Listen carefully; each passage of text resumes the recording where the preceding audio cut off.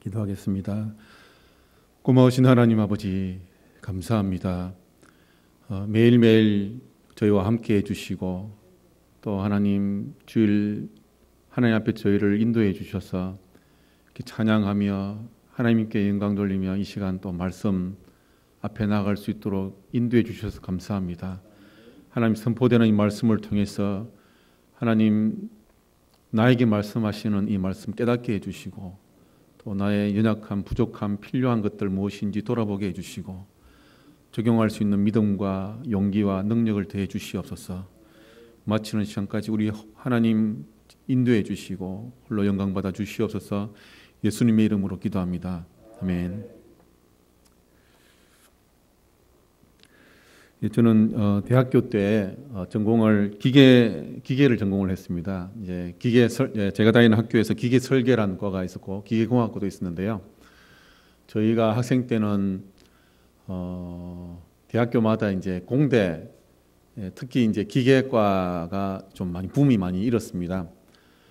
지금 한국에서 전해오는 뉴스를 들어보니까 한국의 이제 조선소에서 이번에 경영이 많이 힘들어서 조선 이제 빅3 조선소 회사에서 이제 많이 이제 줄인다고 하더라고요.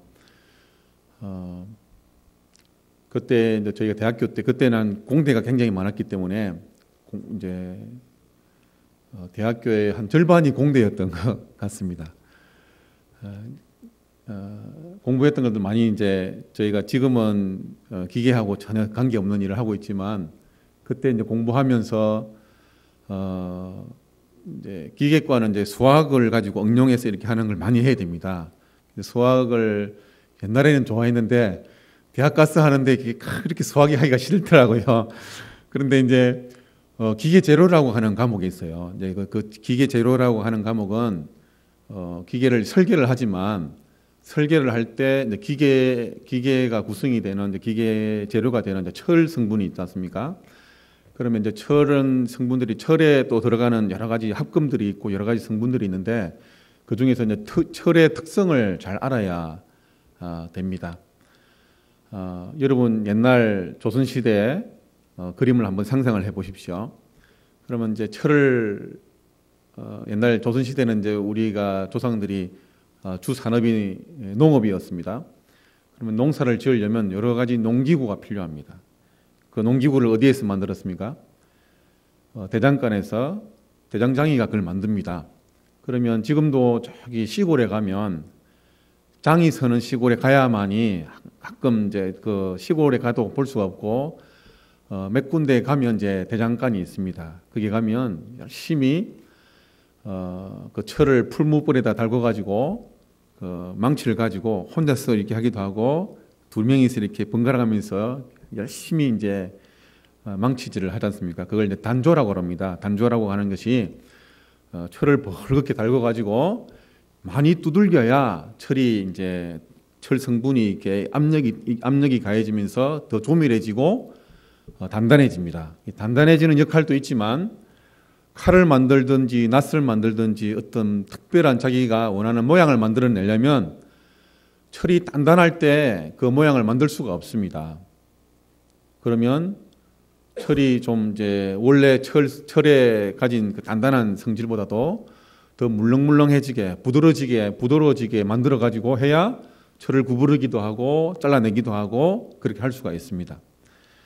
그렇게 하려면 철을 정말 그 높은 고온의 풀무에다가 넣어서 달궈야 벌겋게 달궈지죠. 그렇게 달궈지면 그렇게 됐을 때 이제 망치로 두들기면 철이 푹푹 들어갑니다. 이제 대학교 이제 4학년 때 산업시찰을 갔었는데요. 그때는 지금은 이제 없어진 회사인데 지금은 다른 회사로 바뀌었는데 옛날에 한국중공업이라고 창원에 있었어요. 그 한국중공업 이제 시대에는 단일 공장으로 세계에서 제일 큰 공장이었어요.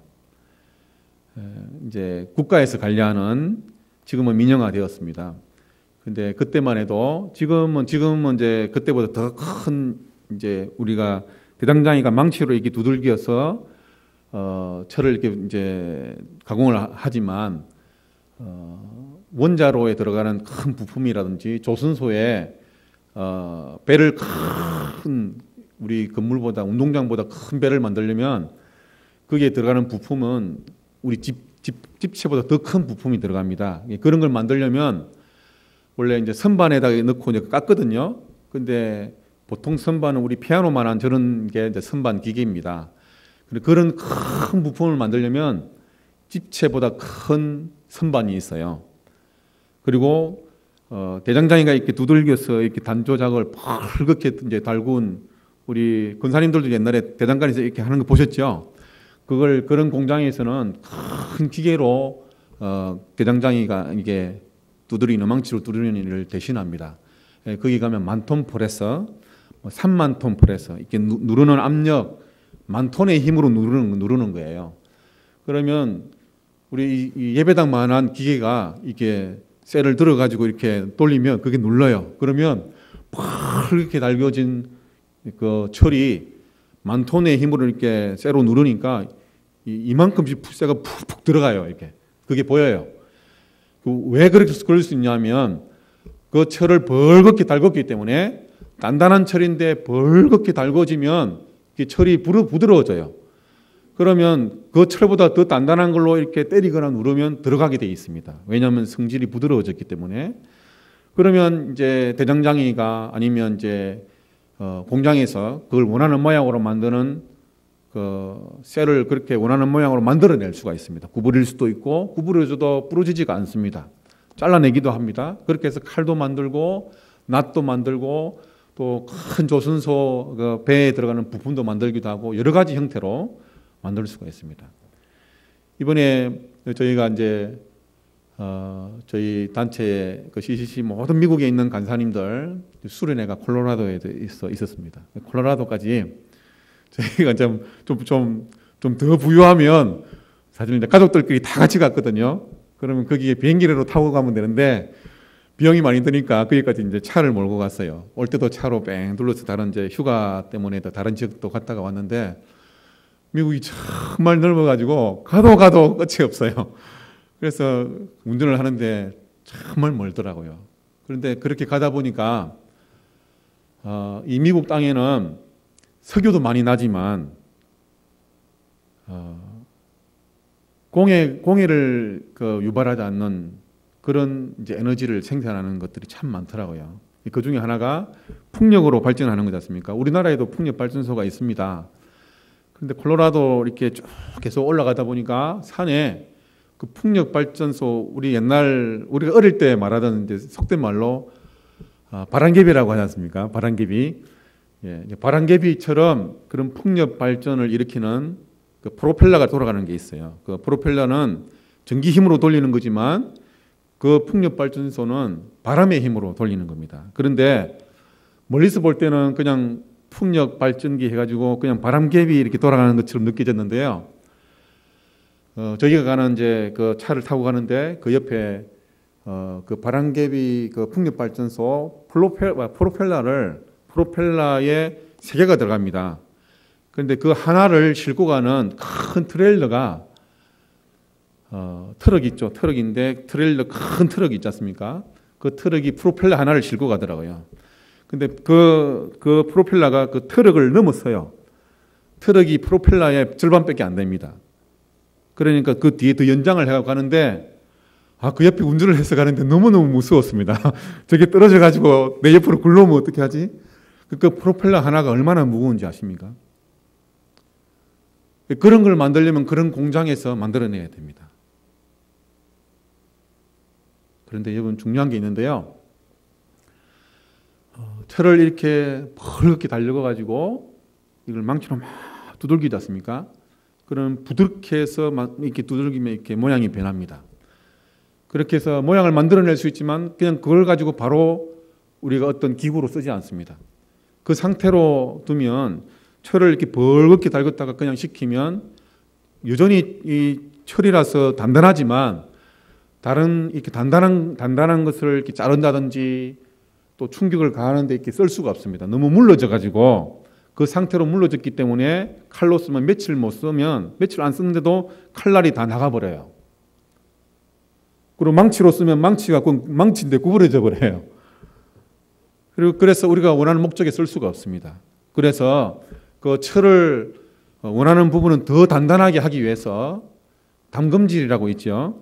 철을 벌겋게 달구고 칼의 형태로 만들고 낫의 형태로 만들어서 그 칼날이 되는 부분은 단단하게 하기 위해서 갑자기 벌겋게 달구어져 가지고 뜨거웠던 그 철을 물에다가 푹 집어넣습니다. 그러면 물에다 집어넣으면 그 뜨거운 철이 순간적으로 이제 식으면서 그리고 물도 막 물이 차가운 수분이지 않습니까? 물에 넣으면 물이 촤 하면서 김도 나오지만 물이 막 놀래가지고 물이 막 끓어올라요. 그런 과정을 거치면 그 물에 갑자기 들어간 그 부분은 그 뜨거웠던 금속이 갑자기 식으면서 그 부분만 단단해집니다. 또 그런 것도 있지만 또 이 철을 만들어 가지고 어떤 배를 만든다든지 할 때 모서리 부분이 있습니다. 모서리를 이렇게 각지게 해놓으면 모서리의 각진 부분, 그 코너 부분, 각진 부분은 다른 부분에 비해서 그 안에 조직이 이렇게 치밀하게 되어 있지 않기 때문에 거기가 잘 부러집니다. 그래서 그 부분을 거기가 다른 부분보다도 그 모서리 부분이 제일 취약한 부분이에요. 그래서 거기를 오래 사용하고 또 험한 환경에서 사용하려면 거기를 단단하게 해서 잘 부러지지 않게 흠이 가지 않게 만들어져야 됐습니까?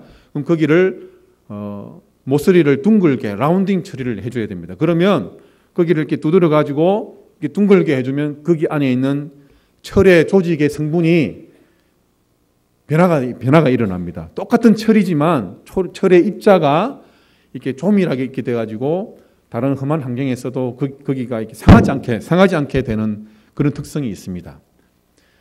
여러분 철을 가공을 할 때도 이렇게 하면 변화가 일어나고 그 안에 똑같은 철 성분이지만 철의 조직이 변하고 또 철의 성질이 변하고 거기에 따라서 우리가 사용할 수 있습니다. 그런데 오늘 읽은 말씀에 하나님께서 성질의 변화가 일어나는 그 이야기를 하고 계십니다. 여러분 물이 포도주가 된 것처럼 예수님께서 물로 포도주로 만든 것처럼 변화시킨 것처럼 우리 주님은 우리 하나님은 저와 여러분을 변화시킬 수 있는 분이십니다. 저와 여러분은 변화되어야 됩니다. 우리는 이미 예수 그리스도를 영접하고 새로운 피조물로 창조되었고 변화되었습니다. 근데 그게 끝이 아니에요. 우리가 예수님을 영접하는 순간 우리는 영적인 존재로 우리는 영적인 죽음에 하나님과 단절되어서 원수가 되었던 존재이기 때문에 하나님과 관계가 단절되었고 끊어졌었지만 예수님의 희생을 통해서 하나님의 은혜로 말미암아 우리가 하나님의 자녀가 되었습니다. 예수님을 영접하고 하나님의 자녀가 되었습니다. 그래서 영적으로 새로 태어났습니다. 그게 끝이 아니에요. 우리는 끊임없이 주님 안에서 매일매일 성장해 가야 됩니다. 우리의 삶이 계속 변화되어 가야 됩니다. 그런데 예수님은 저와 여러분을 물로 포도주 되게 하신 것처럼 저와 여러분을 그렇게 아름답게 하나님께 영광 돌리는 존재로 매일매일 우리를 변화시켜 가실 수 있는 분입니다. 예수님은 그런 능력을 갖고 계십니다.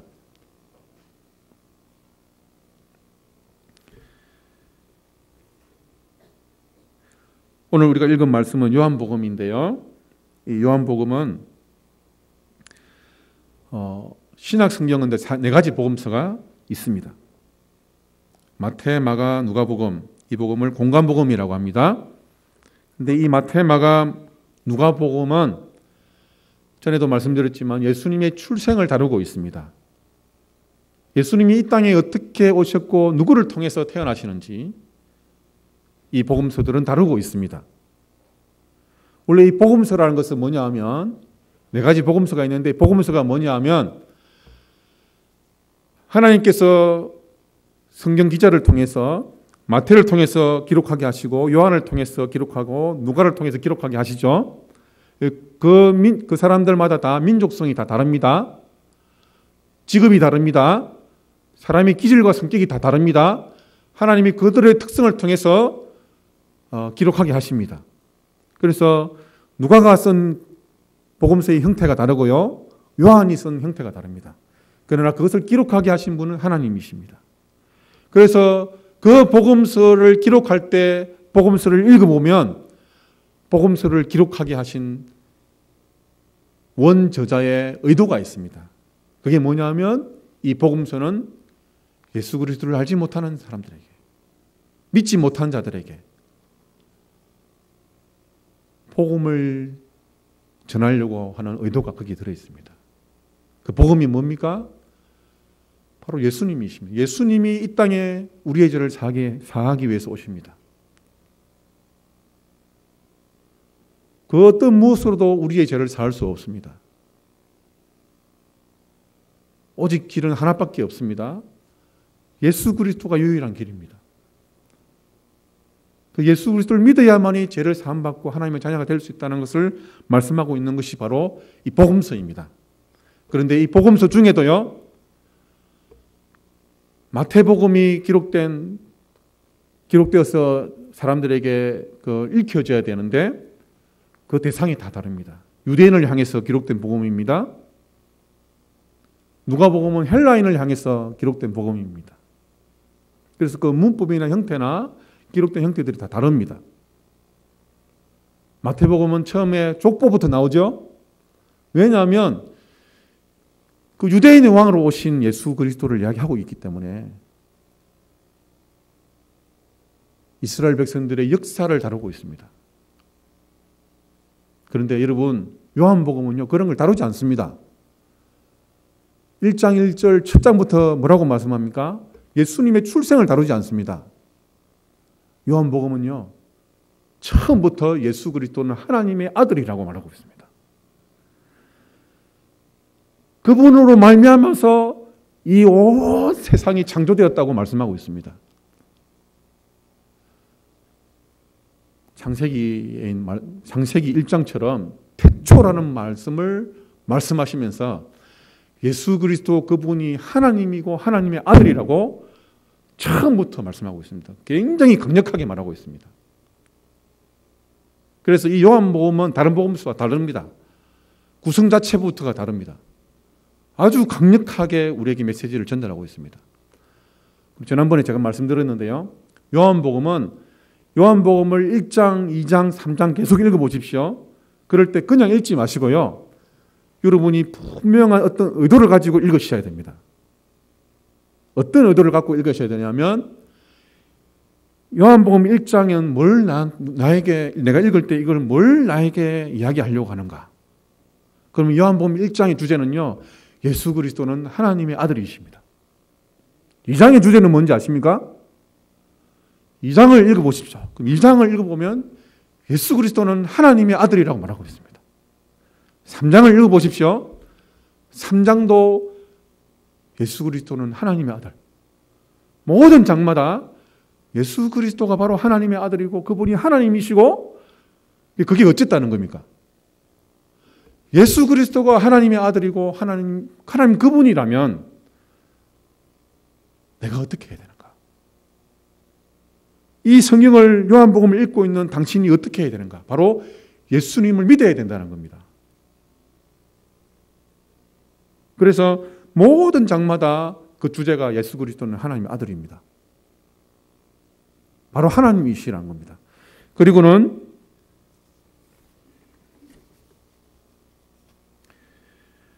요한복음 20장 31절에 지난번에 제가 말씀드렸죠. 기억나시죠? 요한복음 20장 31절에 이 요한이 이것을 기록하는 요한복음의 기록의 목적을 거기에 분명하게 기록을 해놨습니다. 오직 이것을 기록하면 너희로 예수께서 하나님의 아들 그리스도이심을 믿게 하려 함이요 또 너희로 믿고 그 이름을 힘입어 생명을 얻게 하려 함이니라. 요한복음 20장 31절 이렇게 기록되어 있습니다. 첫 장에는요, 태초에 말씀하시면서 예수님은 하나님의 아들이시다. 그리고 하나님이시고 그분에 의해서 세상이 창조되었다고 말하고 있습니다. 그리고 20장에서는 내가 이것을 쓴 것은 오직 이것을 기록하면 너희로 예수께서 하나님의 아들 그리스도를 믿게 하려 함이요 또 너희로 믿고 그 이름을 힘입어 생명을 얻게 하려 함이니라.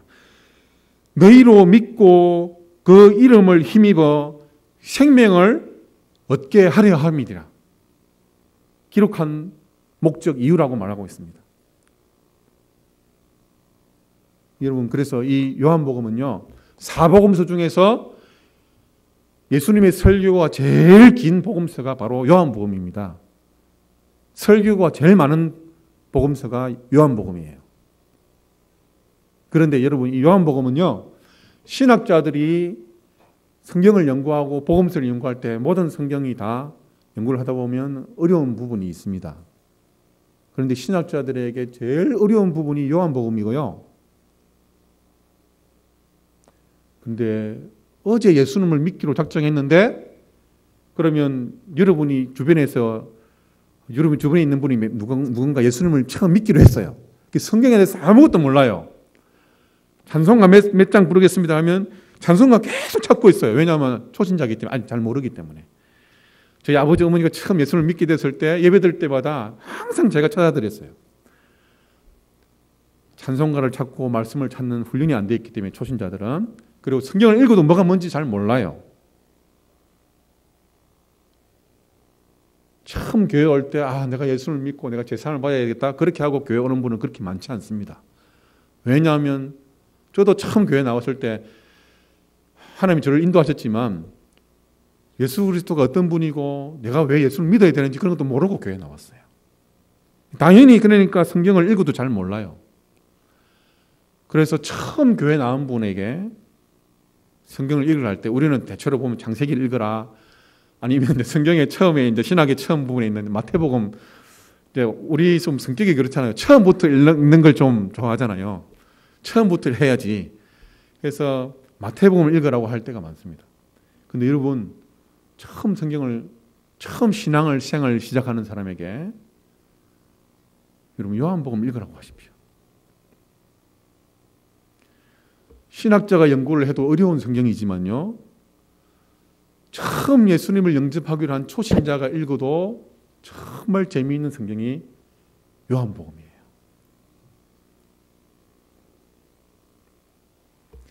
그런데 여러분, 그 성경에 오늘 2장에 정말 이걸 영화로 만들어도 너무너무 재미있는 거예요. 2장에 이스라엘의 혼인잔치 이야기가 나옵니다.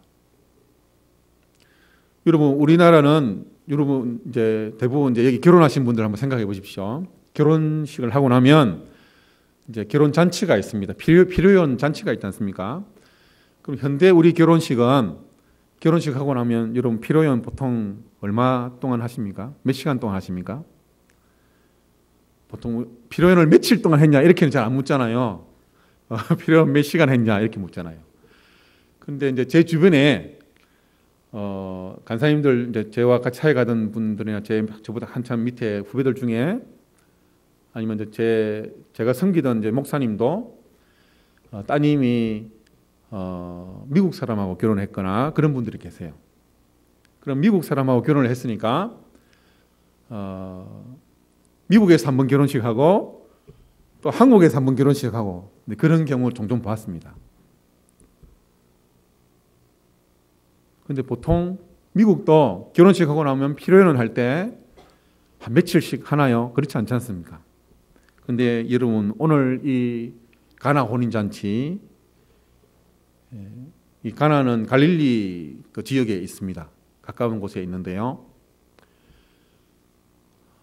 여기서 결혼을 하는데 결혼을 하고 나서 혼인잔치를 피로연을 일주일 동안 합니다. 7일 동안. 이스라엘 백성들은 결혼을 하고 나면 이제 피로연을 하면서 막 춤추고 이스라엘 그 음악이 있습니다. 그 보면 춤을 추고 형에 겨워서 잔치를 벌입니다.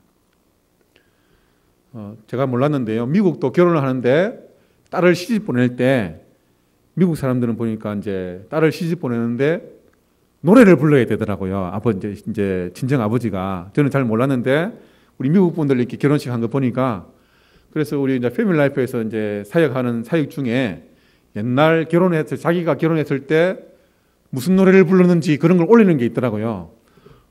결혼식 하는데 무슨 노래를 불러? 미국은 노래를 부르고 또 딸을 보내면서 이제 친정 아버지가 사위한테 훈계하는 게 있더라고요. 무슨 이제 부탁하는 말을 하는 게 있더라고요. 우리나라는 그런 게 잘 없잖아요. 그런데 결혼식의 나라마다 문화가 다 다릅니다. 근데 여러분 같으면 여러분 딸을 시집 보내면서 아들을 이렇게 장가 이렇게 이제 결혼식 이렇게 시키면서 피로연을 이제 친구들이 오고 친척이 오고 많은 친지들이 오지 않습니까? 잔치를 벌이는데 한 일주일 동안 내내 음식 대접하고 잔치 벌이고 해야 된다고 생각해 보세요. 우리 권사님들 그렇게 한번 생각해 보세요. 기분 좋으세요? 끔찍하죠. 예, 끔찍합니다. 그걸 결혼식을 준비하고 잔치를 베푸는 사람 입장에서는요, 이것만큼 끔찍한 게 없어요. 속으로 빨리 좀 갔으면 안 가나 예, 그런 생각이 들 정도로. 예, 그런데 여러분, 이 이스라엘은요, 이때 성경 시대에 이 이스라엘에서는 결혼을 하면 피로연을 잔치를 일주일 동안 합니다. 그래서 결혼식에 오는 사람들 계속 먹고 춤추고 계속 먹고 춤추고 그래요. 그런데 여러분, 이 혼인 잔치에서 이제 결혼식을 준비하는 이 주인은 오래전부터 이제 결혼식을 준비를 합니다. 그래서 음식 재료도 준비를 하고 여러 가지 준비를 합니다. 근데 이 혼인 잔치에서 제일 중요한 음식이 있어요. 여러 가지 음식을 다 준비를 하지만 여러분들도 제가 보니까 이제 우리 알칸사 제일장로교회는 목장별로 돌아가면서 이렇게 음식을 준비를 하시더라고요. 그래서 모든 음식이 다 맛있는데 특별히 더 맛있을 때가 있더라고요. 모든 음식이 다 맛있어요. 저는 이제 알칸사 제일장로교회도 가보고 또 우리 리들락에 있는 또 알칸사에 있는 다른 교회도 가봤어요. 다 둘러보면 다 교회마다 음식이 다 다 맛있는데 다 달라요. 그런데 특별히 맛있는 교회가 몇 군데 있어요.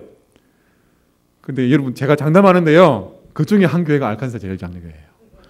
이제 방송으로 나와가지고 다른 교회에서 보고 뭐라고 그럴 수 있는데 정말 그래요. 왜냐하면 어르신들이 많은, 우리 근사님들이 많은 교회가 특별히 맛있어요.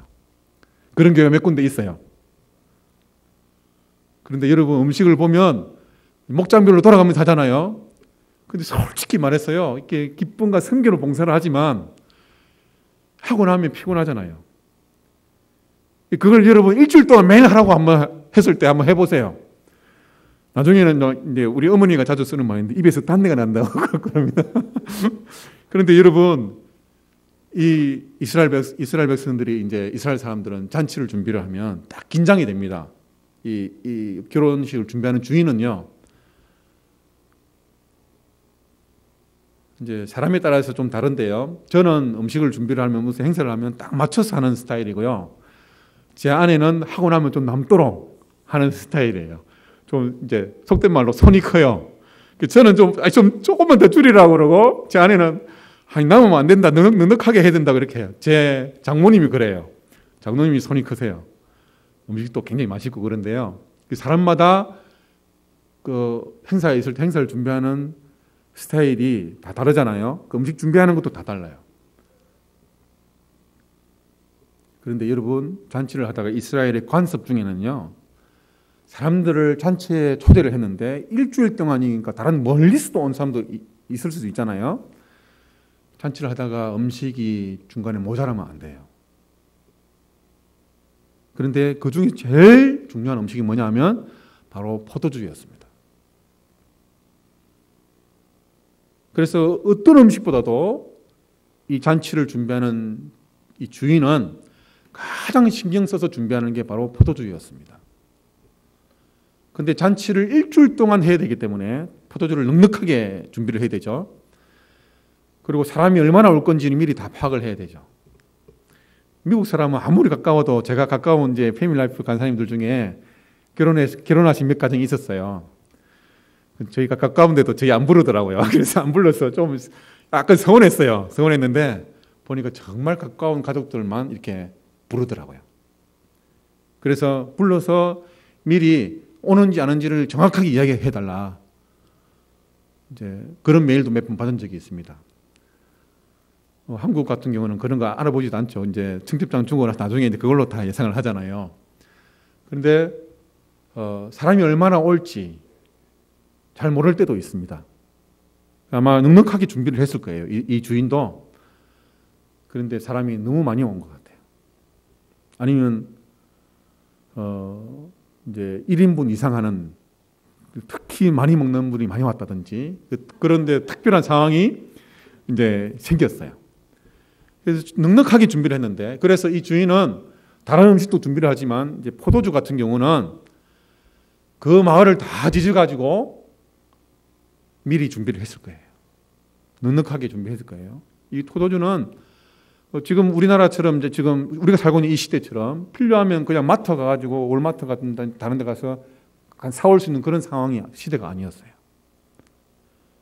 포도주를 만들기 위해서는 농부들이 포도를 수확해가지고 포도 틀에다가 짜서 그걸 이제 통에다 넣어가지고 그 발효를 시키지 않습니까?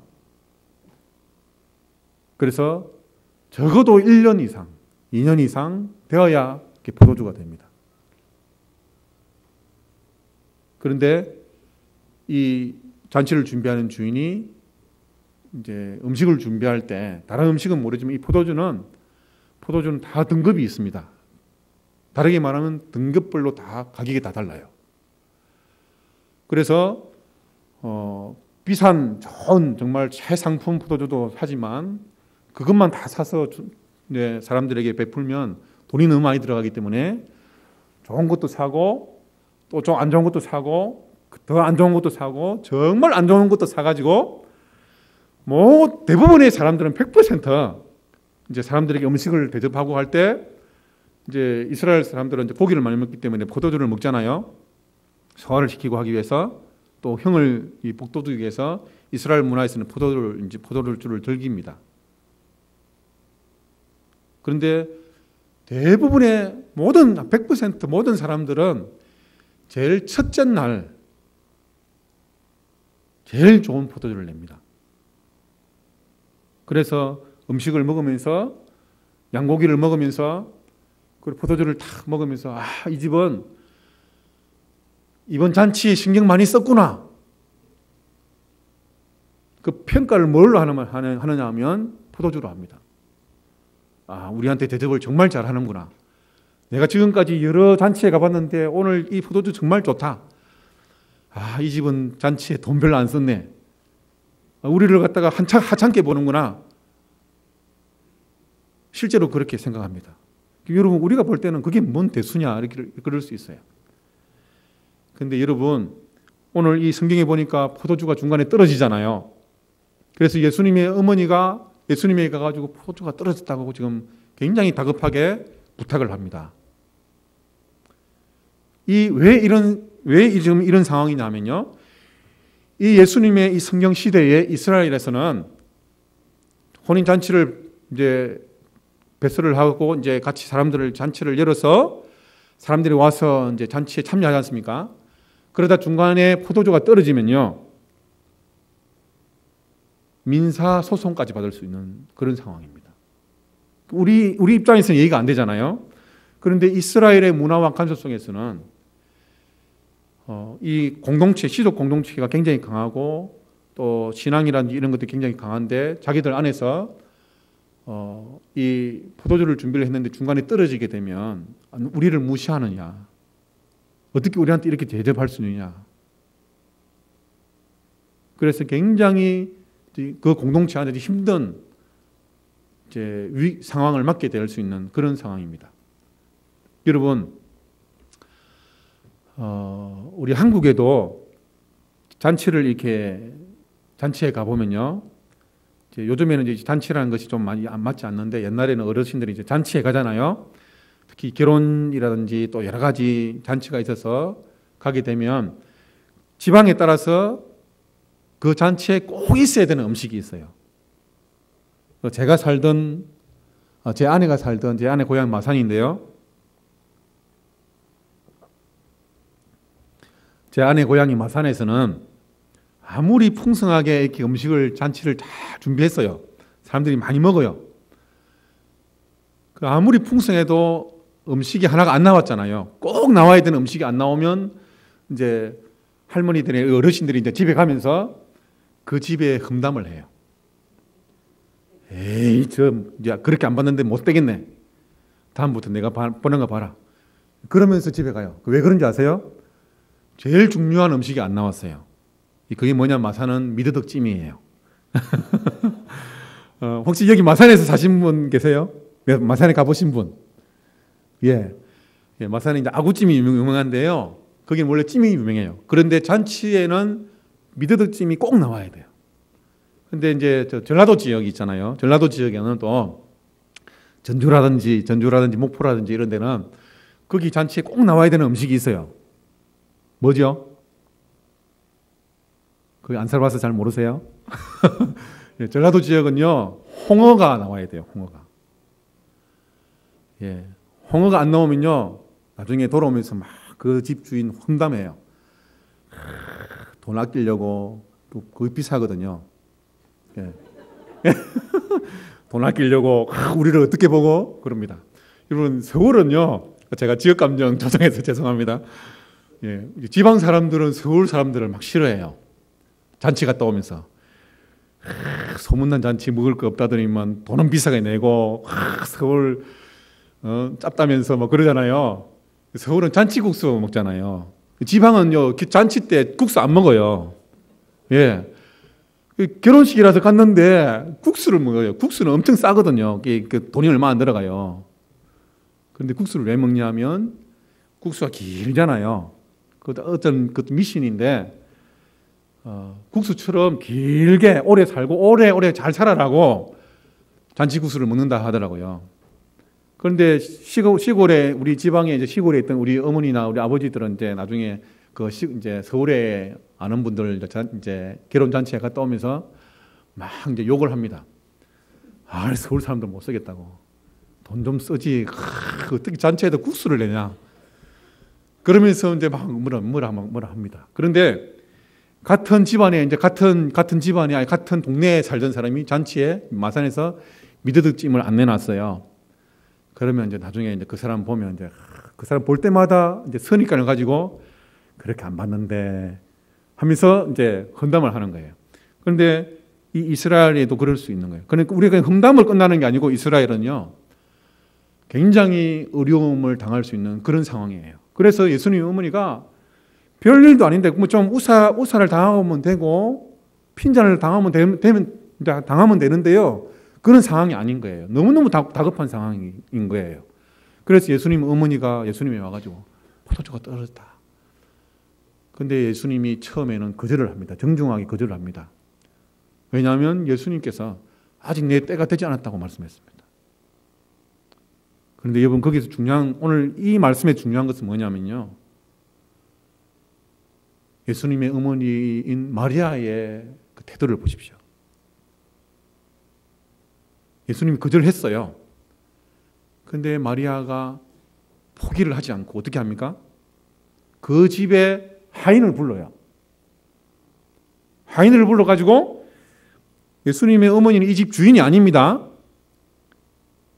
하객으로 온 거예요. 하객으로 와서는 그 집에 하인을 불러가지고, 이제 하인을 불러다가 예수님 앞에 불러와서 이분이 너희들한테 뭐라고 지시를 하면 뭐든지 그대로 하라고, 얼토당토하는 이야기를 할지라도 그대로 하라고 이제 그런 식으로 말을 합니다. 다르게 말하면 예수님의 어머니가 이 하인들에게 명령을 했어요. 자, 여러분, 우리 권사님들 다른 집안에 잔치에 가가지고 그 집안에 있는 일하는 사람들 불러다가 이렇게 이리 오소, 이것 좀 하소. 그러면 이제 그 직원들이 거기 일하는 이제 뭐 다른 이제 직원들이 와서 이제 잔치를 이렇게 하는 사람이 있잖아요. 뭐 이상하게 생각할 수 있잖아요. 아, 이 집 주인입니까? 아닌데요. 아, 참 웃긴다면서 그럴 수 있잖아요. 그 예수님의 어머니가 여기서 왜 그 하인들에게 명령을 하고 지시를 했을까요? 그래서 아마도 예수님의 어머니의 가까운 친척 집에서 잔치를 했을 것이다. 예수님의 어머니가 지금 이 다급한 상황에서 하인들을 불러다가 하인들에게 이분이 너희들에게 지시를 하면 뭐라고 하든지 따라라고 말할 정도로 이렇게 지시를 할 정도로 그런 관계였을 것이다 라고 추측을 하는 겁니다. 자, 그런데 이제 그래서 예수님께서 이제 하인들에게 지시를 합니다. 이제 다르게 말하면 이제 명령을 하셨어요. 뭐라고 하십니까? 지금 부족한 게 뭐예요? 자, 그러면 여러분 같으면 이제 포도주가 다 떨어졌어요. 그 상황이 너무너무 이제 긴박한 상황이에요. 이걸 잘 처리를 못하면 그 집의 주인이 굉장히 어려운 위기에 직면할 수 있는 상황이에요. 여러분이 그 위기를 이제 해결하기 위해서 하인들을 불러 모아놓고 탁 지시를 합니다. 그럼 여러분 같으면 뭘 구해오라고 시키겠습니까? 예, 그렇죠. 하인들을 불러 세워놓고, 야, 너는 어느 마을에 가라. 너는 어느 마을에 가라. 여기서 제일 가까운 데가 어디냐? 또 이 집에 제일 부잣집이 어디냐? 그래서 이 마을을 다 이잡듯이 다 뒤져가지고 돈이 얼마나 들어도 되니까 포도주를 다 사와라. 구해와라. 그렇게 시켜야 되죠. 그런데 예수님은 뭐라고 시킵니까? 물을 떠오라고 했어요. 물을 떠오라고. 예. 자, 이 이스라엘의 집에 딱 들어가면 문을 딱 들어가자마자 항아리들이 있습니다. 그 항아리가 무슨 항아리냐면 이스라엘 백성들이 밥을 먹기 전에 식사를 하기 전에 종교적인 예식을 이렇게 하면서 정결 예식을 합니다. 그래서 손을 이렇게 씻어요. 손을 씻을 물을 거기다가 두었습니다. 손님들이 와서 잔치를 하면 그 손님들도 식사를 하잖아요. 그러면 이스라엘 백성들은 항상 손을 먼저 씻고 식사를 합니다. 손을 이렇게 씻지 않고 식사하는 사람은 이스라엘 사람이 아니에요. 그래서 거기에 쓰기 위한 물을 거기에다가 이제 보관을 했습니다. 정결 예식을 위해서 보관하는 이제 물입니다.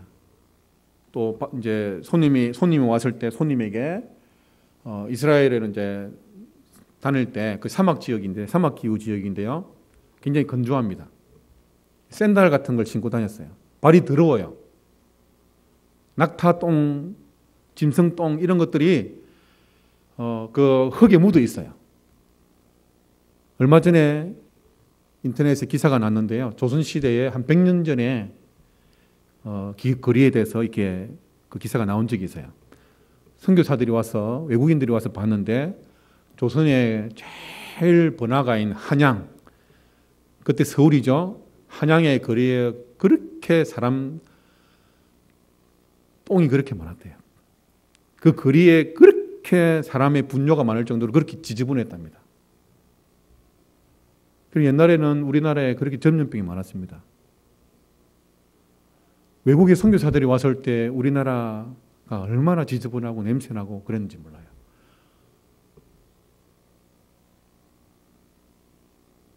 그래서 옛날에는 걸어다니다가 밖에서 막 아이들도 그렇게 뛰어놀고 하는데 그 흙에 그런 오물들이 그렇게 많아요. 그걸로 그냥 먹고 살고 그랬잖아요, 우리가. 모르니까. 예수님이 베드로의 발을 씻길 때 베드로의 발이 그냥 좀 문지르서 때가 나오는 정도가 아니에요. 저희가 교회에서 한 번씩 이제 수련회나 이런 행사 때 세족식을 합니다. 그러면 이제 자매들이 이제 선배들이 이렇게 발을 씻겨 주거든요. 자매들은 발을 잘 씻잖아요. 형제들은 발을 잘 안 씻어요. 한 번씩 세족식을 하면 때가 그렇게 많이 나와요. 예. 또 어떤 좀 빠른 사람은 이제 세족식 하기 전에 미리 발을 씻고 오거든요. 문질렀는데 때가 나오는 그 정도가 아니에요. 이스라엘 사람들은 그 발이 너무너무 더러워요. 왜냐하면 이 부츠를 신고, 이런 구두나 이런 부츠를 신고 다니는 게 아니고 샌들이기 때문에, 건조하기 때문에 전부 흙이잖아요. 이번에 저희가 수련을 마치고 저 그랜드 캐니언의 그 건조한 사막 지역을 갔습니다. 사막 지역이니까 저는 땀을 너무 많이 흘리는데요. 땀을 흘려도 그냥 금방 다 날아가 버려요. 지금 얼굴이 많이 탔죠. 사막 지역이다 보니까 신발이 다 더러워요. 옷도 더러워요. 이게 습기가 없기 때문에 너무너무 이게 더러워요. 그러니까 이게 털기는 하는데, 여러분 이스라엘 백성들이 그 샌들에 신고 다니면 발에 그 바깥 거리에 있는 그 먼지나 우물들이 다 발에 묻어요. 그걸 예수님이 씻어주는 거예요. 그런 정결 역식들을 할 때 쓰는 물입니다. 그런데 그런 항아리가 6개가 있었어요. 그 항아리가 얼마나 큰 거였냐면요, 성경에 지금 2-3통 드는 항아리라고 나옵니다. 영어 성경에는 20에서 30갤론 정도 된다고 말하고 있습니다. 이제 여러분 갤론으로 하면 좀 이해가 잘 되시죠? 또 우리 권사님들은 이걸 이제 1갤론이 3.7853리터예요, 정확하게. 그래 2-3통은 20에서 30갤론이기 때문에 한 20에서 30갤론이니까 한 25갤론으로 쳤을 때 이게 정확하게 94.6325리터가 됩니다. 그러니까 이제 94리터, 그게 확실하게 감이 안 오잖아요. 말로 환산을 하면 약 5말 정도 됩니다. 5말 하면 우리 근사님들 이해가 잘 오시죠? 요즘에 우리가 쓰는, 미국에 쓰는 드럼 세탁기 말고 그 물 세탁기 있죠? 그 세탁기 절반 정도 됩니다. 세탁기의 절반 정도 되는 항아리가 6개가 놓여 있었어요. 예수님이 그걸 가리키면서 저기에 항아리가 있다. 몇 개가 있냐? 6개가 있다. 지금부터 너희들은 저기에다가 물을 가득 채워라. 항아리의 아구까지 물이 넘칠 정도로 가득 채워라 했습니다. 자, 그럴 때 예수님께서 하인들에게 말씀하실 때 물을 채우라고 했습니다. 자, 그럴 때 하인들이 무슨 생각이 들었을까요? 지금 필요한 것은, 지금 정말 부족해서 난리가 났는데 필요한 것은 포도주인데, 이 양반이 왜 물을 떨었다라고 하나? 여러분, 이 하인들은요, 직원이 아닙니다. 고용된 직원이 아닙니다. 지금 우리가 말하는 직원들은요, 이제 한국의 직업 문화, 회사 문화하고 미국하고 좀 많이 다르고, 미국도 도시별로 다른데요. 이제 저희가 알고 있는 한 미국인 이제 젊은 여자분이 계세요. 그분하고 교제를 하다 보니까, 이분은 이제 일을 하면서 토요일은 이제 쉬는 날인데, 보스가 갑자기 연락이 와가지고, 토요일도 좀 나와서 일해 줄 수 있냐? 너무 이제 간곡하게 요청해가지고 어쩔 수 없이 나가서 일을 해요. 그러면서 막 화를 내는 거예요. 투덜투덜 하면서. 왜 화를 내냐면, 토요일은 내가 내 시간을 보내기 위해서 내가 계획해 놓은 내 시간인데 왜 자꾸 내 시간을 뺏어가느냐 하면서 싫어하더라고요. 돈을 줘도 나는 싫다.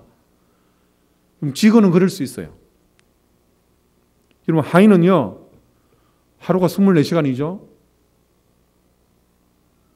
오늘 하루 20시간 일을 했어요. 새벽부터 밤늦게까지 일을 했어요. 너무너무 힘들고 허리가 끊어질 것 같아요. 근데 오늘만 그런 게 아니고 내가 어제도 그랬고 그제도 그랬고 이번 주 내내 그렇게 특별하게 이번 주 일이 많아가지고 일을 많이 했어요. 너무너무 피곤해요. 그래서 이제 막 씻고 이제 딱 누웠어요. 눕자마자 잠이 올 정도로 너무 피곤한데 갑자기 주인이 또 불렀어요. 그렇게 피곤하지만 이게 몸이 부서질 것 같지만 그럼에도 불구하고 주인이 부르면 다시 가서 일을 해야 되는 게 그게 하인이에요. 그게 종이에요. 주인의 명령에는 무슨 일이 있어도 순종해야 되는 거예요. 예수님이 그 하인들에게 저 항아리에다가 6개에다 다 물을 채워라. 이 명령이 너무너무 부당한 명령이지만 이 하인들도 생각을 하잖아요. 지금 우리 집안에 모자라는 게 지금 포도주고 포도주를 안 채우면 주인이 난리가 나게 됐는데 왜 저기에 물을 채우라 하느냐. 그런데 그 명령에 순종할 수밖에 없었기 때문에 하인들은 물을 끼릅니다. 한 번, 두 번 계속 이 하인들이 물을 끼릅니다. 물을 끼러 날라다가 그게 채우면서 예수님이 안 보이는 곳에 가서 물을 끼르면서 하인들이 뭐라고 했을까요? 자기들끼리. 저 사람 왜 저래? 혹시 저거 물 끼러가지고 이제 저 물을 갖다 주라는 건 아니겠지 하면서 이제 하인들이 이 말도 하고 저 말도 하면서 이제 막 궁금해하면서 불안해하면서 그 일을 하고 있어요. 설마 저 물을 떠주라는 건 아니겠지? 야, 저 물 떠주면 이제 우리 주인 어떻게 될 것 같아? 안 봐도 뻔한 거죠. 그렇지만 그 명령을 따를 수밖에 없었어요. 물을 열심히 이제 날라다가 6항아리를 다 채웠어요. 이제 예수님 다음 명령을 기다리고 있는데 예수님이 뭐라고 말씀하십니까? 이제 저걸 갖다가 떠다가 누구한테 갖다 주라고 했습니까? 연회장에게, 잔치 주관자에게 갖다 주라고 했습니다. 이 주인은 따로 있지만요, 연회장은 이 연회를 베푸는 것에 대한 전체를 책임지는 사람입니다. 그래서 이 연회장은 이 마을과 또 주변에 있는 지역에 지금까지 이 사람은 잔치를 주관하기 위해서 방문하고 가서 이렇게 함께 했던 집안이 한두 집이 아니에요. 지금까지 수많은 집에서 잔치를 준비하고 그걸 관리하고 그 중에 제일 중요하게 보는 건 뭡니까? 그게 포도주예요. 그런데 예수님이 이제는 그 항아리 다 채웠으면 그걸 떠다가 연회장에 갖다 주어라 했습니다. 그 하인들 중에 누가 그걸 떠다가 갖다 줬는지는 저희는 모릅니다. 어쩌면 여러분 떠다가 갖다 주어라 했을 때 하인들이, 그래서 하인이 3명이라고 생각해 보세요. 그 일을 한 하인이, 야, 네가 해, 네가. 그랬을 수도 있어요. 예? 예. 갖다 주라고 할 때 분명히 내가 저기다 갖다가 기른 것은 물인데 어떻게 저걸 연회장에 갖다 주지? 불안하지 않았겠어요? 주인이 염려가 되지 않았겠어요? 그런데 어쩔 수 없이 그걸 떠다가 갖다 주었어요. 그걸 뜰 때까지도 그게 포도주로 변화되는지 모르겠지만 그걸 뜰 때까지도 그것은 자기들이 기르다가 채운 물이었어요. 분명히 알고 있었어요. 그걸 떠다가 연회장에 갖다 주어서 이제 눈을 탁 감고 나는 모르겠다. 내 책임 아니야. 나는 하인이니까 난 시키는 대로만 했다. 그러고 있는데 연회장이 마시고 깜짝 놀랍니다. 아니 이게 미쳤나? 왜 물을 가져왔어요? 이럴 줄 알았는데 깜짝 놀라니까. 근데 깜짝 놀라더니만 그 연회장 입에서 나온 말이 뭐였습니까? 아니 어떻게 이 집은 아직까지도 이렇게 좋은 포도주를 갖고 있었냐?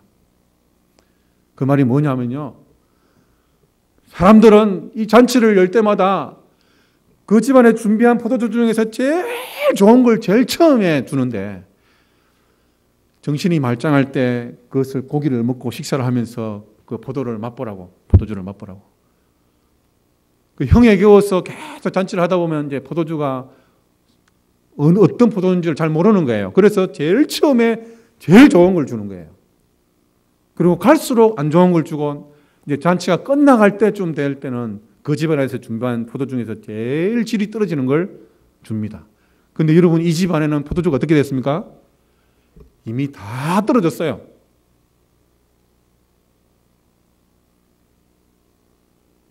그런데 연회장이 그것을 마셔보고 깜짝 놀랐습니다. 지금까지 몇 수년 동안, 아니 몇 수십 년 동안 이 잔치를 책임지는 일을 하면서 이 연회장이 마셔본 포도주가 얼마나 많은지 모릅니다. 이 집의 포도주는 이렇게 다르고 저 집의 포도주는 저렇게 다르고 이 지역은 이렇게 다르고 내가 지금까지 마셔본 포도주 중에서 제일 좋은 게 어떤 왕이 선물한 그런 포도주였는데 그런 어떤 스토리까지 있을 정도로 그 포도주의 역사를 다 꿰뚫고 있는 사람입니다. 그런데 그 포도주를 마시고 깜짝 놀랐습니다. 어떻게 이렇게 좋은 것을 이 연회장이 마셔보고 이렇게 좋다는 것은 지금까지 자기가 마시보지 못한 자기를 깜짝 놀라게 할 포도주였습니다. 그것은 왕이나 갖고 있을 만한. 여러분, 포도주에 대해서 이렇게 검색을 해보시면요, 인터넷에 와인이지 않습니까? 한 병에 1억이 넘는 포도주가 있어요. 여러분, 사람들이 미쳤어요. 예? 1800 언제?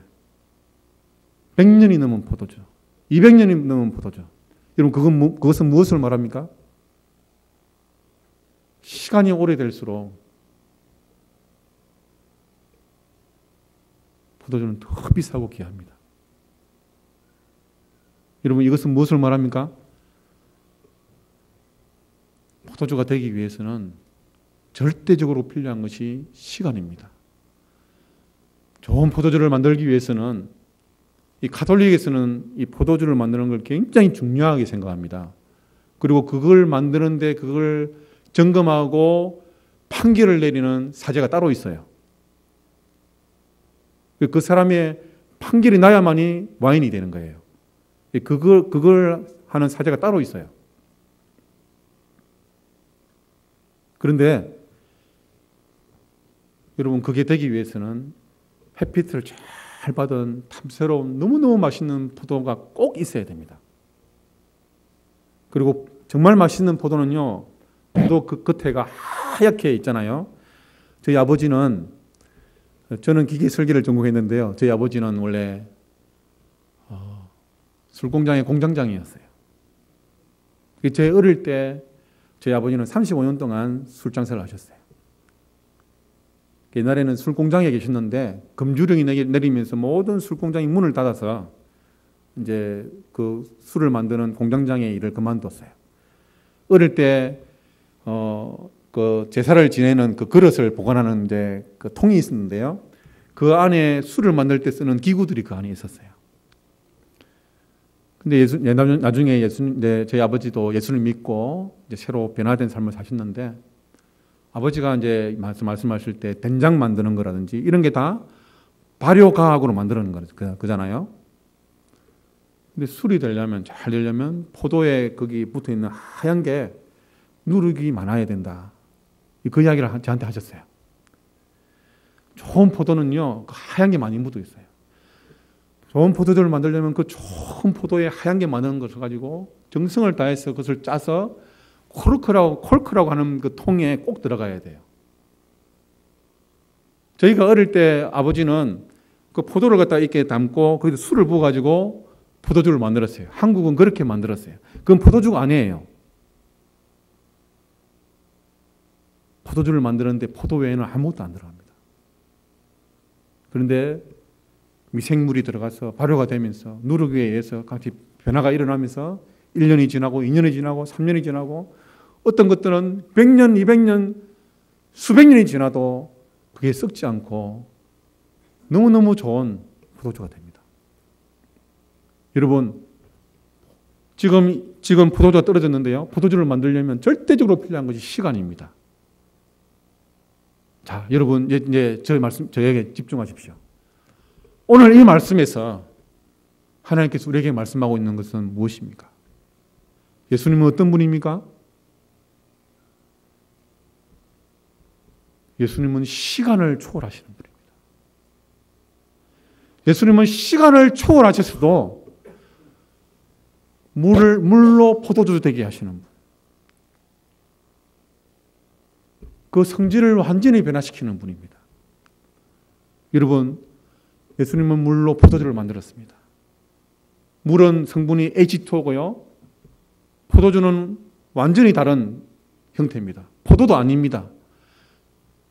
그 포도하고 들어있던 그 당분까지도 발효가 돼가지고 완전히 다른 성분이 됩니다.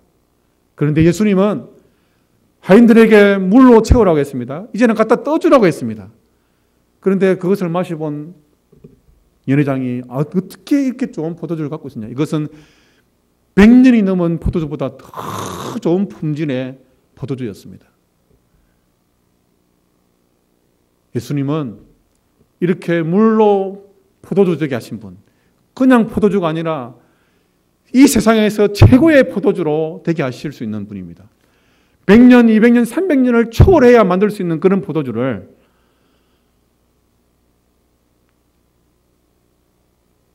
물로 포도주 되게 변화시키시는 분이십니다. 여러분, 우리의 예수님은, 우리 하나님은 저와 여러분을 그렇게 변화시킬 수 있는 분이십니다.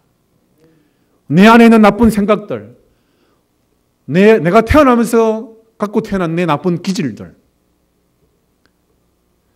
여러분, 상담에서는요, 성격을 말할 때 성격이 어떻게 형성되느냐.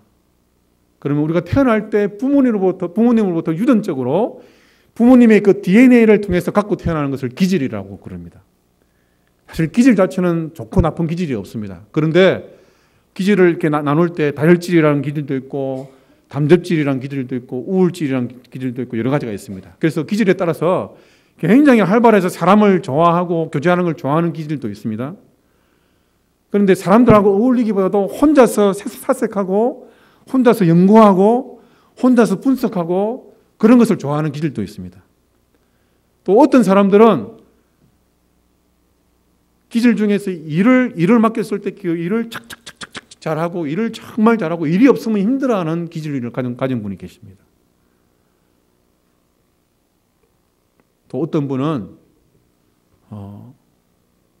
화를 잘 안 내는 기질이 있어요. 화를 안 내요, 잘. 아무리 화낼 만한 일이 있어도 점액질인데요. 이렇게 느긋해요. 옆에서 아무리 바쁘고 남편이 아내가 빨리 하라고 해도 느긋해요. 이따 갈 거야. 예, 그런 분이 계세요. 그런데 이런 분들은 그 평안을 굉장히 중요시 여깁니다. 그리고 안정적인 걸 굉장히 안전을 굉장히 중요시 여겨요. 이제 특별히 이런 기질을 갖고 계시는 분들이 있어요. 이건 하나만 있는 게 아니고 이게 다 섞여 있어요. 그래서 사람을 좋아하는 이제 특성도 갖고 있고 혼자서 이렇게 사색하는 것도 좀 그런 것도 있기도 하고 일을 잘하고 추진력 있게 하는 그런 걸 복합적으로 갖고 있는 그런 경우가 있는데 그 중에서 제일 많은 게 특별히 우리에게 있어요. 저는 사람을 좋아하고 그런 기질이 좀 있어요. 제 안에는 사람도 좋아하면서 일을 잘 추진해가는 그런 게 있습니다. 그래서 제가 좀 힘들어요. 그런데 여러분, 우리가 태어날 때 가진 이 기질이 뭐냐면 부모님으로부터 물려받은 거예요. 그런데 내가 나이를 먹으면서 어릴 때는 부모님 곁에만 있잖아요. 저 같은 경우는 자꾸 옮겨 다녀가지고 우리 아이들이 초등학교 이제 어린이집 2군데, 초등학교 2군데, 또 중학교 2군데, 고등학교까지 2군데 나왔어요. 많이 옮겨 다녔어요. 많이 힘들었죠, 저 때문에. 자, 이런 경우에는요, 원래 가지고 태어난 기질이 있는데 부모님으로부터 처음 영향을 받습니다. 그 다음에 학교 가면 학교에서 친구들 영향을 받습니다. 선생님 영향을 받습니다. 저는 고3 때부터 교회를 나오게 되었습니다. 제 인생 가운데서 저에게 가장 많은 영향을 끼친 곳은 바로 교회입니다. 다르게 말하면 하나님 말씀이에요. 또 같이 신앙생활했던 내 형제자매들, 친구들, 목사님들, 또 존경하는 선교사님들, 또 CC에 들어와서 훈련받으면서 제가 잘 못하는 게 이렇게 사람들 앞에 서서 말하는 거였어요. 왜냐면 너무 음악이 달아가지고 앞에 서서 이렇게 사람들 앞에 잘 못 섰어요. 근데 하나님이 선교단체에서 훈련받으면서 이 사역리라는 것을 가지고 전도할 때, 전도를 하려면 모르는 사람을 찾아가가지고 말을 끌어야 되잖아요. 내가 전도를 해야 되는데 전도 당할 사람이 와서 나 좀 전도해 주세요 이렇게 합니까? 아니잖아요. 그래서 전도하는 게 얼마나 힘들었는지 몰라요, 저는. 제 선배가 저를 데리고 다니면서 한 5번을 자기가 하더니만 그다음부터는 저보고 하라는 거예요. 자기가 한 대로 해보라고. 그래서 전도를 할 때마다 저는 얼마나 기도를 많이 했는지 몰라요. 하나님, 저는 말을 잘 못해요. 저 사람이 저한테 질문하면 어떻게 해요? 질문하면 아무것도 생각이 안 나는 거예요. 그것도 한 번 하고 2번 하고 자꾸 하다 보니까 훈련이 되니까 나중에는 그게 이제 쉽지는 않지만 잘 할 수 있게 되더라고요. 저는 아예 그걸 잘 못하는 사람이었어요. 옛날에 제가 어릴 때 반장도 했거든요. 반장하면서 공부를 잘했다는 제 자랑은 아닙니다. 네. 반장을 하면서 제일 싫은 게 뭐냐면 소풍 가가지고 노래 부르는 게 제일 싫었어요. 왜냐하면 사람 앞에 서야 되니까. 저는 원래 그런 사람이었어요. 근데 하나님이 제가 갖고 태어난 기질 가운데서 저 안에 있던 연약한 것들을, 저는 고등학교 3학년 전까지는 저희 아버지 때문에 교회를 못 다녔어요. 저희 아버지가 이제 교회 다니는 사람 막 욕하면서 아버지가 둘이라고 저 사람들은 그렇게 욕을 했어요. 그래서 아버지를 피해서 몰래 교회를 다니고 했었는데 그 과정을 통해서 하나님이 저를 훈련시켰어요.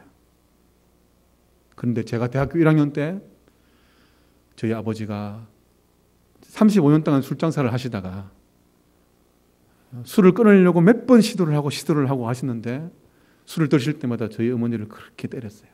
저는 너무 그게 싫었어요. 근데 저희 아버지도 술 끊으려고 많이 시도를 하셨어요. 그런데 자기 뜻대로 안 됐어요. 어떤 때는 1년 동안 끊으시고, 어떤 때는 2년 동안 끊으시고, 어떤 때는 5년 동안 끊었다가 또 드시고. 본인도 얼마나 힘들었겠어요. 그래서 제가 대학교 1학년 때 CC에서 훈련받던 1학년 그 해에 저희 아버지가 술장사도 그만두셨지만 그만두시고 너무 힘들어 하시다가 저희가 동생하고 같이 수련회 가 있는 동안 기도원에서 기도하다가 그때 저희 아버지가 사실 자살을 시도하셨습니다. 그리고 저희가 아직 그 산에서 내려오기 전에 병원에서 산소 탱커에서 극적으로 저희 아버지가 구조가 됐습니다. 그래서 어머니가 그날 저희가 오기 전에 병원에서 그렇게 이야기하셨대요. 왜 죽느냐? 지금까지 당신 때문에 내가 얼마나 힘들었는데 죽으려면 우리 둘이 같이 죽자. 아니면 이제는 이혼을 하든지, 이제는 더는 못 참겠다. 이혼을 하든지, 아니면 우리 아이들이 교회를 다니니까 우리 아이들이 다니는 교회 갑시다. 저희 어머니는 불교 신자였어요. 그래서 아버지가 그 전에 어머니가 이제 제가 대학교 1학년 1학기 때 CC에서 한숨 훈련 받을 때 저는 다른 사람한테 열심히 전도하러 다녔어요. 근데 아버지는 너무너무 두려워서 저는 아버지에게 전도해야 된다는 생각을 못했어요. 그래서 어머니가 저에게 와서 야야, 너 다른 사람한테 전도하는데 네 아버지한테 전도 좀 해라. 아버지가 교회 가면 술 안 마실 줄 어떻게 아냐. 근데 아버지한테 내가 못하겠는 거예요. 내가 못하겠다. 아버지는 못한다. 그럼 내가 할게. 어머니는 불교 신자인데, 그래서 어머니가 아버지한테 가가지고 애들 아버지, 우리 애들 다니는 교회 갑시다. 교회 가면 술 안 마신다 하더라. 내 소원이 뭐냐면 우리 가족 다 손잡고 교회 가는 게 내 꿈이다. 그날 아버지한테 엄청나게 혼났어요. 네가 다시 한 번만 그 이야기를 입에 담으면 내가 가만히 두지 않는다.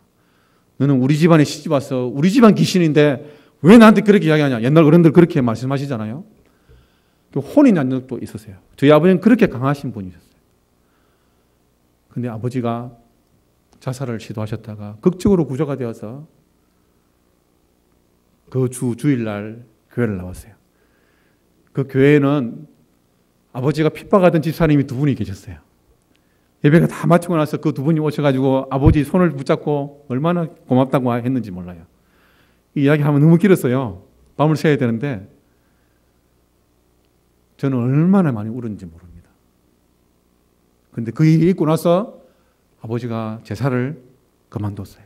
아버지는 이제 장손이거든요. 그리고는 한 달이 넘게 그 자리에 앉아서 아침에 일어나시면 진지 드시고 또 점심 드시고 저녁 드시고 그 일 외에 한 달 동안 계속 성경만 보는 거예요. 옛날에는 성경을 찢었던 분인데 성경을 보시는 거예요. 50대 중반에서. 눈이 안 보니까 돋보기를 갖고 이렇게 계속 보는 걸 제가 옆에서 보았습니다. 아버지는 원래 욱하는 성격을 갖고 계시는 분이기 때문에 예수를 믿고 돌아가시기 전까지도 그 욱하는 성격이 변하지는 않았지만 많이 변하셨어요. 어머니에게 많이 베풀기도 하시고.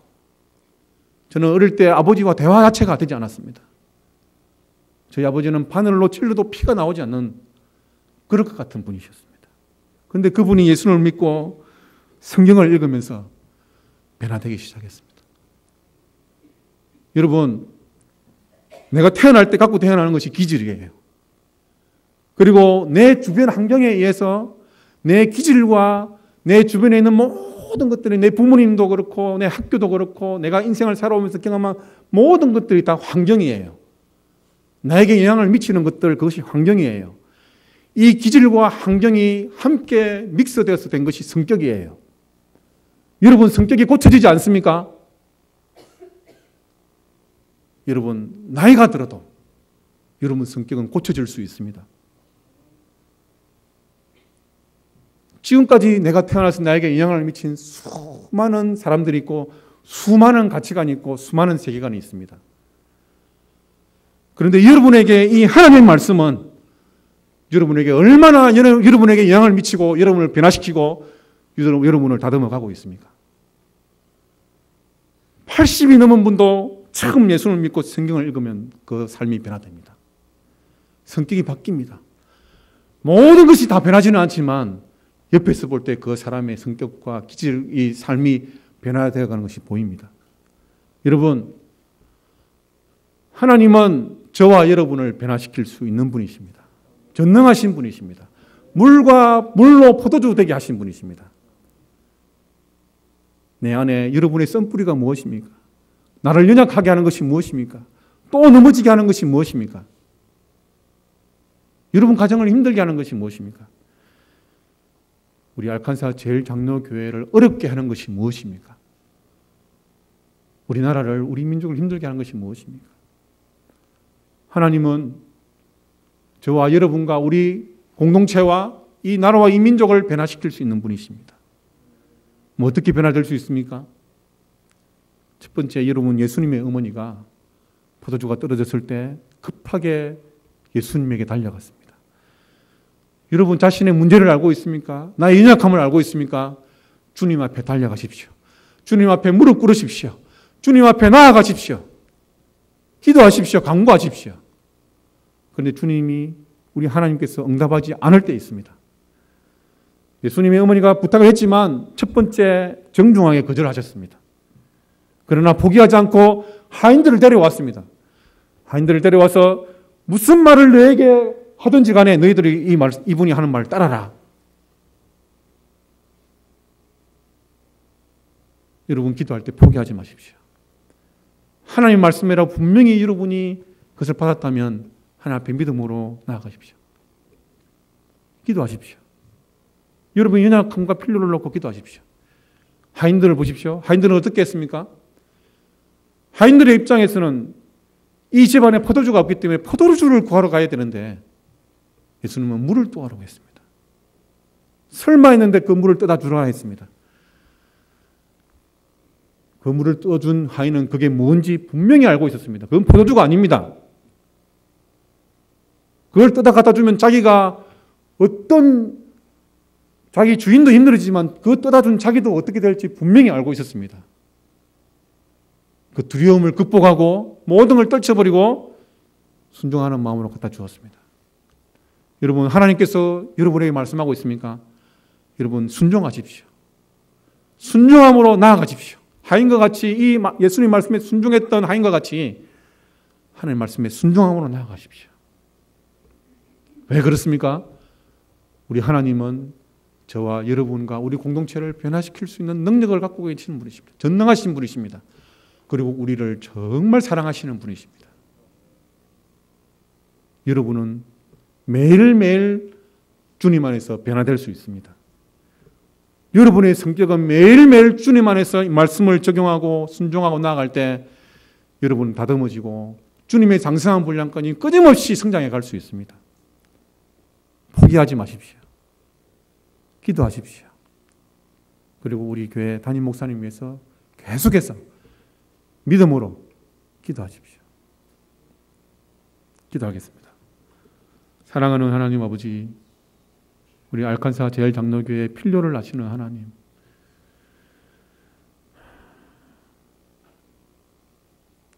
이 땅에 오셔서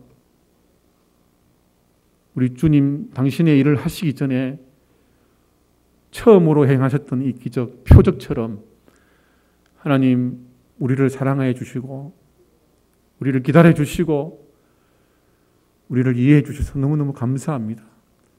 하나님 우리 알칸사 제일교회 성도님들 담임 목사님 위해서 함께 기도할 때 한마음 되게 해주시고 포기하지 않게 해주시고 지치지 않게 해주시고 항상 말씀 속에 성령 하나님의 은혜 가운데서 하나 되게 해주시고 순종하는 마음으로 기대하는 마음으로 믿음으로 바라며 나아갈 수 있도록 축복해 주시옵소서. 무엇보다도 말씀 앞에서 매일매일 내가 변화되는 것들을 경험하기를 원합니다. 순종하는 믿음 우리에게 더해 주시옵소서. 예수님의 이름으로 기도합니다. 아멘.